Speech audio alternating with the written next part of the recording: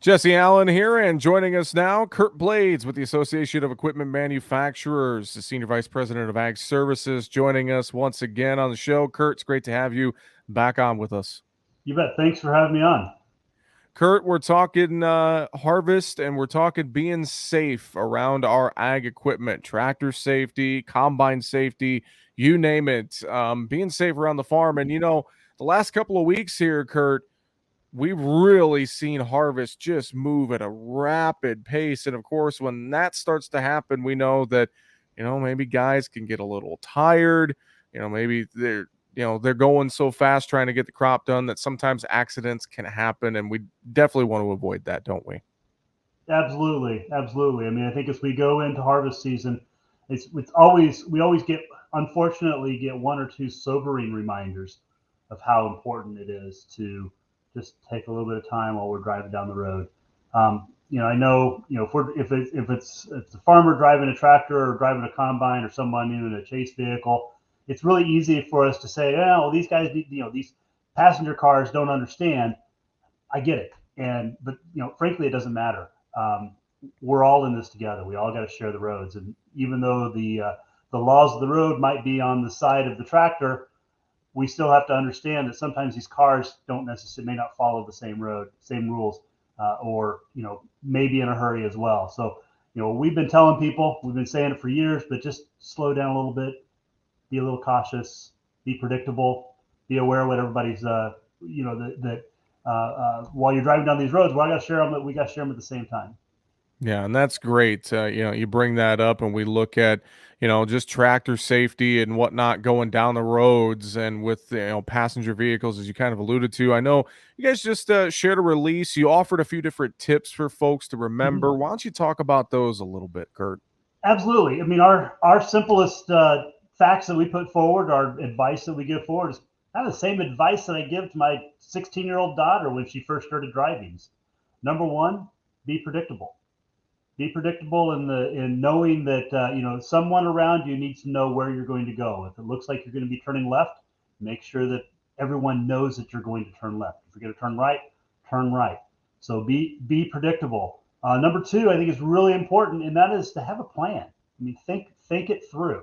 Think through how you're going to get from point A to point B, knowing that there may be some bridges involved, there may be other things involved. And then the final thing, and this applies to everyone, is just be a little bit patient. I mean, Jesse, you mentioned that it might be during harvest season where you're kind of, maybe tired or at the end of the day and trying to get home. And I get it. I mean, I'm drive those tractors myself, but just be patient. Be patient with the cars around you. Be patient with, everyone else. And our goal here is ultimately to arrive home a little bit safer. I'd say the same thing applies to your non-farmers that are listening to this as well. If you're driving down rural roads, be predictable.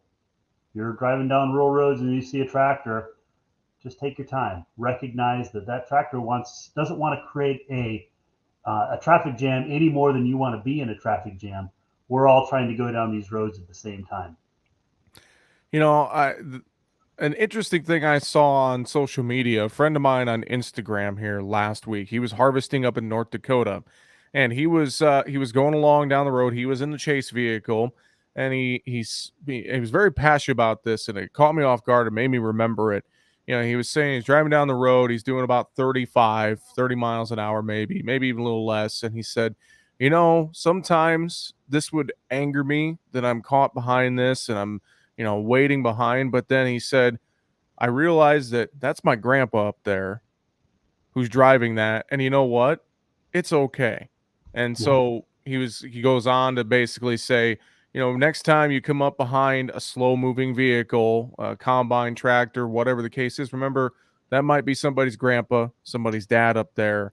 So just relax and take it easy. I thought that was a very poignant message that definitely stuck with me when I saw it. I think, Jesse, and you have a lot of friends in this industry. I have a lot of friends and family in this industry as well. And every one of us knows someone that's been affected by a tractor accident. I personally, my father was in a tractor accident 15 years ago, and it changed our family's business forever. It changed my life forever. It certainly changed his life forever, and he's got lingering effects from that. So I'm very passionate about this, and I think anyone that has ever had to deal with the consequences of a tractor accident recognize that this is very serious. So again, personalizing it, thinking about that cat up there, maybe grandpa, or maybe your brother, or maybe your uncle, or maybe your best friend. That's really important to kind of keep in mind as we're driving down these rural roads. Yeah, very, very true. And it's so important to remember. And of course, we think about just the busy time of year and everything else going forward. And we're gonna see this here, for the next few weeks ahead. And then you think even too after harvest with some Yeah, of that late fall field work and everything else, and we start maybe seeing some snow in parts of the country. There still might be some late field work going on. So it's not just it's a couple weeks and we're done. This is something we need to pay attention here for the right. next couple of months ahead on the roads. Well, I mean, we put our video out and our release out because it's kind of it's that time of year, and we think it's Yeah. important to bring everybody forward. We try to do this twice a year, once in the spring, once in the fall. But you are absolutely right. It's a full time gig. I mean, let's think about in the summertime during hay season how important it is because you got big hay bales, stacking up on a trailer that reduces visibility. So it is something. If you're driving down rural roads, you got to be aware of it at all times. Be aware of the slow moving equipment at all times. And then I would also say is again, this is a plea to your farming audience is have a plan. I remember listening to some folks that said it is part of your job when you're harvesting the field is to figure out how to get from point A to point B, and it may seem redundant and really takes a lot of extra time to maybe remove that header to go down the road a half mile. A little bit of time that you take to do that extra step may make the difference between life and death, literally between life and death. So having a plan, having a chase vehicle, having flashers in advance, thinking about the time of day in which you're going to cross a bridge. These types of things absolutely matter, and a little bit of planning can make all the difference in the world. So that's my plea to all of your audience is just to think about how you're getting that tractor and that whole line of equipment from point A to point B. And maybe it needs to wait 30 minutes, or maybe it even needs to wait till tomorrow if that's what it takes to move that equipment safely.